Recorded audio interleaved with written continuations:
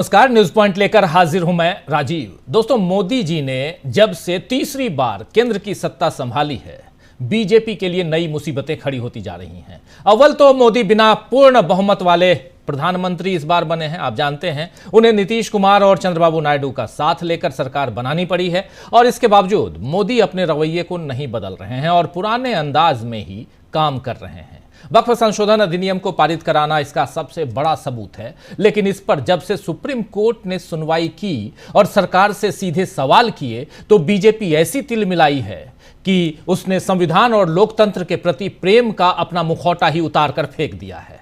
BJP सांसद निशिकांत दुबे ने पहले सुप्रीम कोर्ट पर सवाल उठाए, फिर मुख्य न्यायाधीश संजीव खन्ना को देश के गृह युद्ध के लिए जिम्मेदार ठहरा दिया और अब पूर्व मुख्य चुनाव आयुक्त SY कुरैशी को मुस्लिम आयुक्त बोलकर अपमानित किया है।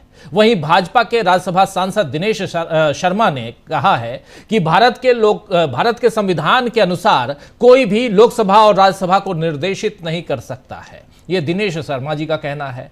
बीजेपी अध्यक्ष JP नड्डा सफाई दे रहे हैं कि निशिकांत दुबे के बयानों का पार्टी से कोई लेना देना नहीं है। JP नड्डा ने X पर इसको लेकर एक ट्वीट किया है। उस ट्वीट को देखते हैं। ट्वीट में JP नड्डा लिख रहे हैं कि बीजेपी सांसद निशिकांत दुबे और दिनेश शर्मा का न्यायपालिका एवं देश के चीफ जस्टिस पर दिए गए बयान से भारतीय जनता पार्टी का कोई लेना देना नहीं है। यह इनका व्यक्तिगत बयान है, लेकिन बीजेपी ऐसे बयानों से न तो कोई इत्तेफाक रखती है और न ही कभी भी ऐसे बयानों का समर्थन करती है।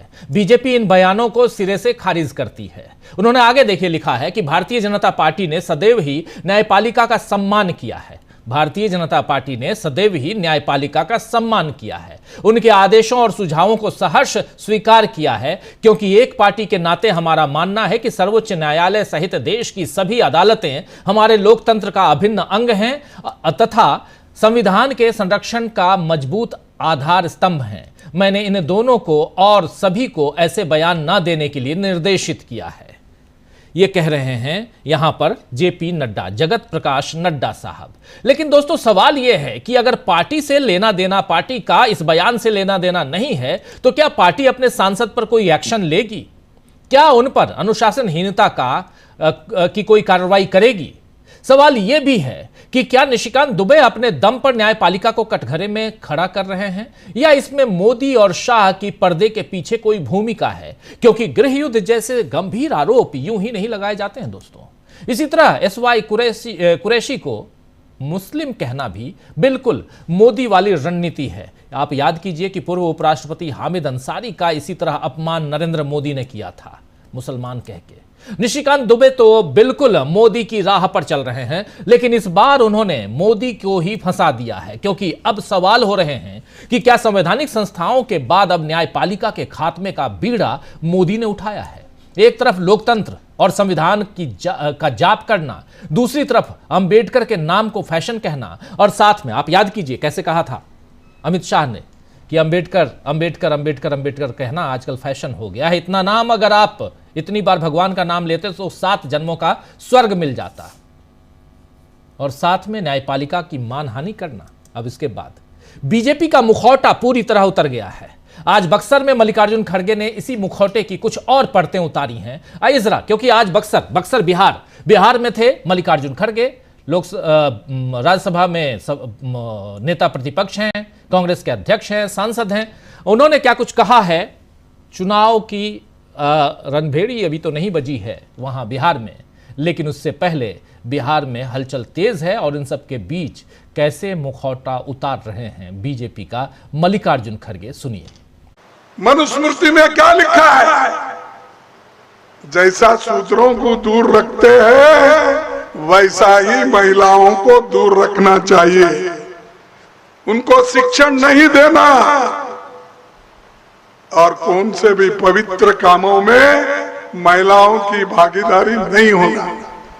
लेकिन बाबा साहब अम्बेडकर अपने संविधान में ये प्रथम महिला को आद्यता दी, नेहरू जी ने दी, गांधी जी ने दी।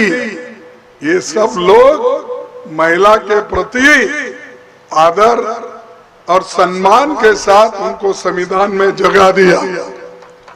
इसीलिए आज हमारे महिलाएं जिला panchayat, taluka panchayat, municipality, mayor election में आए हैं या नहीं आए? आए ना? ये पहले था कभी? हमारे समाज में ये सब लोग कुचले हुए थे। इनको ऊपर उठाने का काम कांग्रेस किया, किसी ने नहीं किया। तो सुन रहे थे आप यहां मल्लिकार्जुन खड़गे को आप। वहीं निशिकांत दुबे के बयान पर उत्तर प्रदेश कांग्रेस अध्यक्ष अजय राय, जी हां, अजय राय ने क्या कुछ कहा है, आइए जरा सुन लेते हैं। निशिकांत दुबे सुर्खियां बटोर रहे हैं, लेकिन सवाल यह है कि अंदर ही अंदर दीमक की तरह जो एक पिलर है न्यायपालिका, विधायिका, कार्यपालिका, वो तो बर्बाद उसको कर ही दिया, अब न्यायपालिका को भी बर्बाद करने की सुपारी ले ली गई है।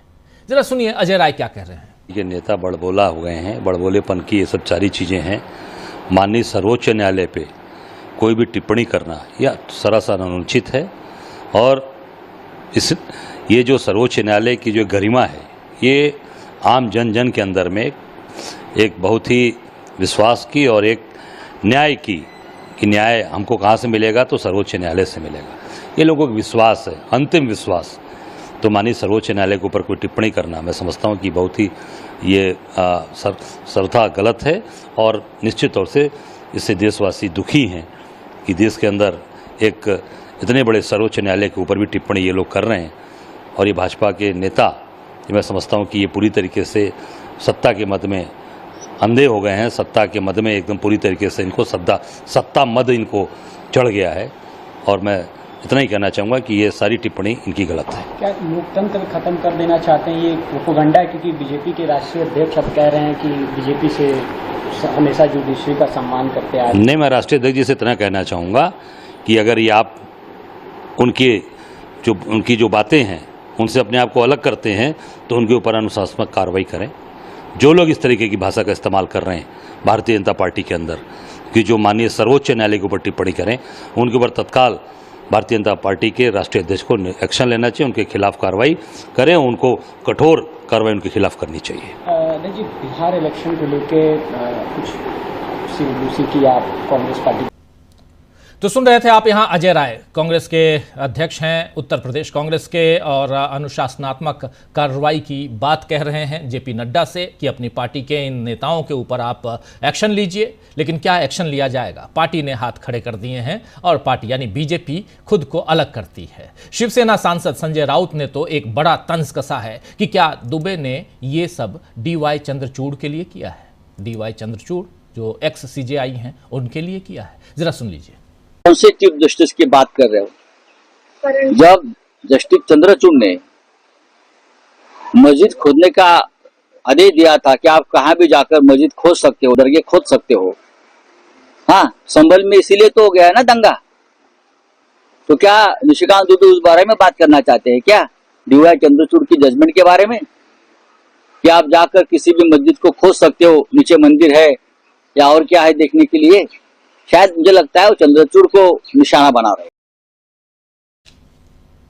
तो सुन रहे थे आप, यहां पर साफ साफ कह रहे हैं डीवाई चंद्रचूड़ का नाम लेते हुए, एक्स सीजेआई का नाम लेते हुए। यहां संजय राउत शिवसेना उद्धव गुट के सांसद हैं राज्यसभा में, और अपनी ऐसे ही अपने बयानों के लिए मुखर रूप से जो बयान देते हैं उसके लिए ये चर्चित हैं। और इनके कई बयान आप लोग सुनते रहते हैं न्यूज़ पॉइंट में भी, डीवी लाइव के दूसरे कार्यक्रमों में भी। तो आइए दोस्तों, आज चर्चा करेंगे कि किस तरह बीजेपी ने अपना असली रंग दिखा दिया है और बीजेपी के अपने ही उसकी पोल खोल रहे हैं। कैसे यहां पर बीजेपी का असली चेहरा सामने आ रहा है, और ऐसे बयान क्या आज के हैं? क्या सिर्फ आज जब वक्फ विधेयक पर एक छोटा सा फैसला, छोटा सा आदेश जारी हुआ है सुप्रीम कोर्ट की तरफ से, आखिर क्यों तिलमिलाई है भाजपा? क्या इसके पीछे एक बड़ी कहानी की शुरुआत तो नहीं है? चलिए करते हैं हम अपनी शुरुआत। हमारे साथ कुछ वरिष्ठ साथी जुड़े